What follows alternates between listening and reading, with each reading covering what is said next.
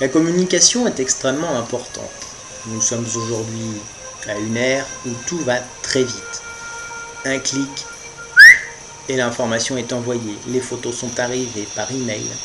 Cela va même encore plus vite que la poste. Et imaginez tout simplement que tout ce que vous faites permette à certaines personnes de mieux vous comprendre et mieux vous cerner.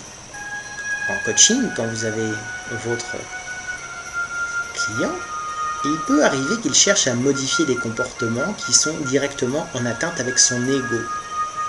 Son ego qui lui susurre des mots doux à l'oreille. Tu es le plus beau, tu es la plus belle, tu es le plus grand, tu es le plus fort. Si tu as cette position-là, c'est que tu es le meilleur.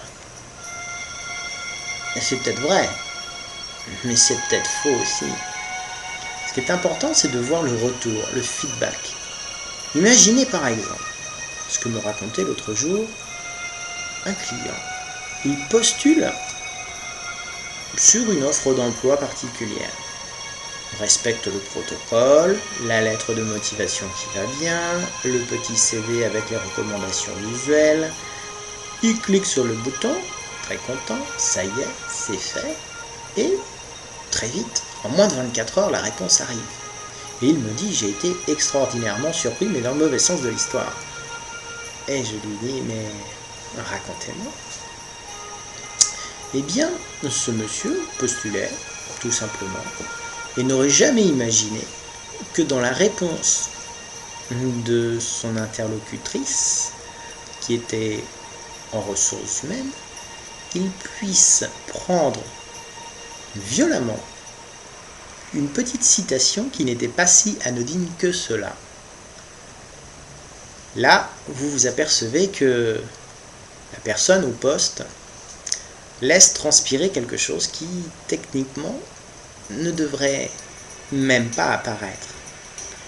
Certains postes nécessitent une certaine retenue pour être en adéquation avec ses compétences, d'où l'importance, franchement, de se faire coacher. Eh bien, cette dame-là a clos sa lettre sur une citation très intéressante, mais d'un auteur anonyme.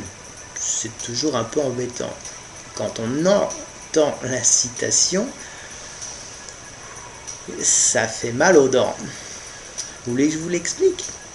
Non. Vous travaillez en RH? Je vais pas. Non. Si, allez, puisque c'est vous, je vais vous le dire.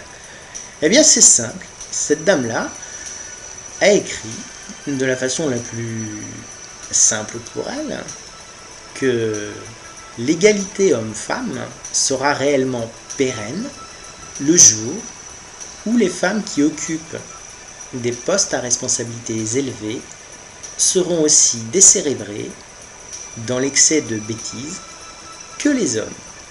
Je vous la fais un peu plus courte, parce que c'est vrai que la citation était très amusante. Vous imaginez le monsieur qui a reçu le mail? Qu'a-t-il pensé de cela? Ben que techniquement, il était en face d'une RH qui recrutait du personnel féminin. C'est ballot, hein? Comme exemple de discrimination, je ne sais pas ce que pourrait en penser un conseiller prud'homal si ça le ferait rire, ou sourire, ou grincer des dents. Donc, la communication, c'est simple. Vous refusez de communiquer, vous communiquez. C'est la communication non verbale. Vous pensez être drôle et spirituel en mettant certaines choses, c'est raté. Ça laisse transpirer la boîte de l'ego. La boîte de l'ego n'est ni plus ni moins que le soufflet de l'arrogance et de la prétention souvent qui est mal placée. Donc, une communication écrite vaut des fois beaucoup plus que ce que vous pouvez penser. À méditer.